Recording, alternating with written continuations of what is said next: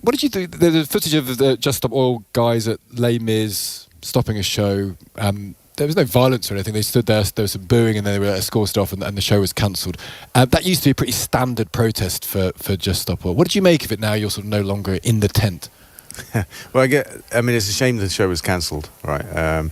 I think that's a harsh outcome. Mostly sporting events have been disrupted for a few minutes here and there. You know, Wimbledon was a few minutes. A Premier League football game, I think, was the first sporting event that they disrupted.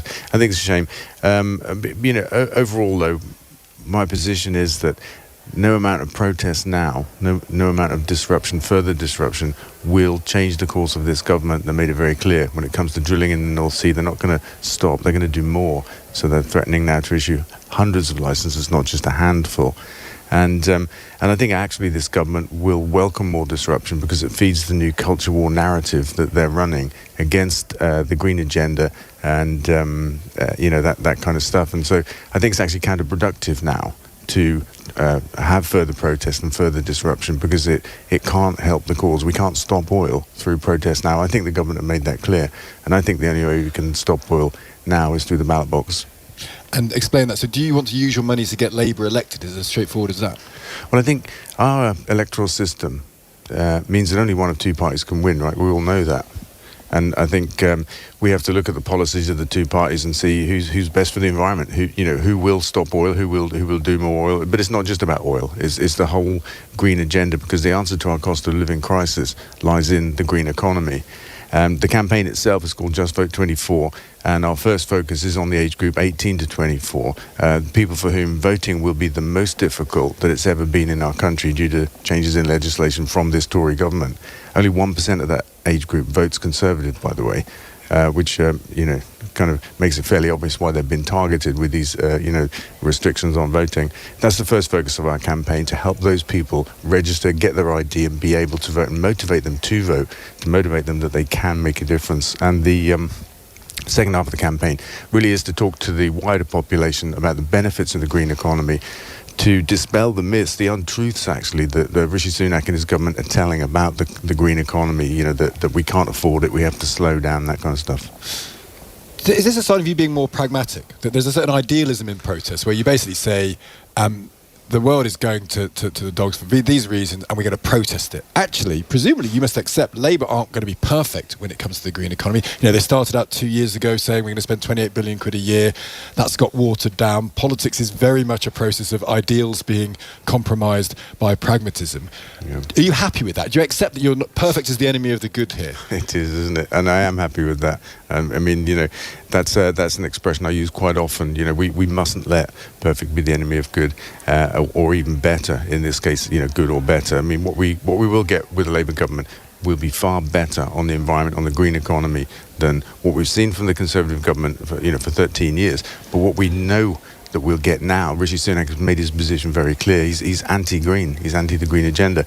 And he would say it's not. He would say he's pro net zero. He's pro taking on the challenges, but there's not. It's in short-term methods of getting there. He has a disagreement with you, but he would say he believes in net zero 2050. Yeah, I mean, he says a lot of things, but they aren't true. For example, he said pushing back the ban on the sale of petrol and diesel cars by 5 years was about saving motorists money, about saving hard-pressed families who are suffering from the cost of living crisis, about saving them money.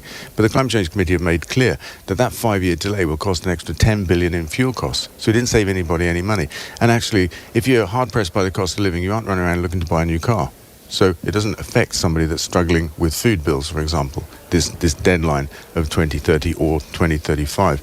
And, he claims drilling in the North Sea will lower our energy bills, but he knows that's not true, because no amount of fossil fuels made here can do that, because we allow global markets to set the price of fossil fuels. So half of our gas comes from the North Sea, and at the peak of the energy crisis, we paid 10 times more for it than normal because global markets set the price. So it doesn't matter how much more gas we make here, we can't lower our energy bills while we're dependent on fossil fuels.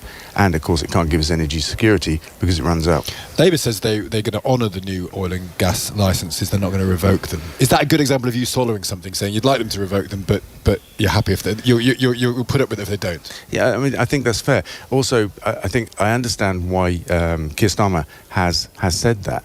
we've seen the damage that was caused by the cancellation of HS2 last week. Hundreds of millions of pounds in compensation that we'll have to pay as a nation, and the loss of confidence in our government and in our country for investors, either internal or external investors, who can't have faith in our government. The pushing back of the sale of electric petrol and diesel cars by 5 years, that knocked the confidence of the motor industry as well. When governments basically do these U-turns, break their word, that kind of stuff, that's a bad thing. So when Keir Starmer says, I'm not going to break contracts that have been issued by this government, I understand that. I think that's a proper thing to do. Would you, if you were advising him directly in his ear, would you want him to do something radical? Would you not want, there was that thing that came out of the Tory party conference, it wasn't true, the idea of Labour taxing meat. But we've had William Hague on this programme, who is not he's not a crazy socialist. And he said at one point on this programme, you're going to have to start looking at things that change behaviour. It's the hardest political thing to do. And I wonder whether Labour and the Tories are both in the same boat when actually they won't ever do anything radical. You might think they're better than the Tories, but they're still not going to be radical, are they?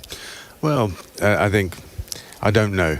Right, I'm hoping to hear some powerful things this week. Rachel Reeves is speaking today, Keir Starmer tomorrow. I'm hoping that we'll hear more. But there's still a big difference between what the Conservatives are doing and have done on the environment, like banning onshore wind and onshore solar. There's new talk this week of making it even harder to build solar projects. In the face of an energy crisis, it just doesn't make any sense. The problem, the really big problem with the Conservatives is they're playing politics with this issue. They're creating a divisive issue where there shouldn't be one. We should be coming together because the answer to all of our problems, our economic problems, are to move to a green economy. We get, for example, twice as many jobs and twice as much GDP growth for every pound we spend on green energy versus fossil fuels. It doesn't make sense to invest any more money in fossil fuels, but the Conservatives are using this as a political tool for the coming election, and that's really harmful for our country. And so there's a really big difference between the two. Labour don't have to be radical to be radically better than the Conservatives.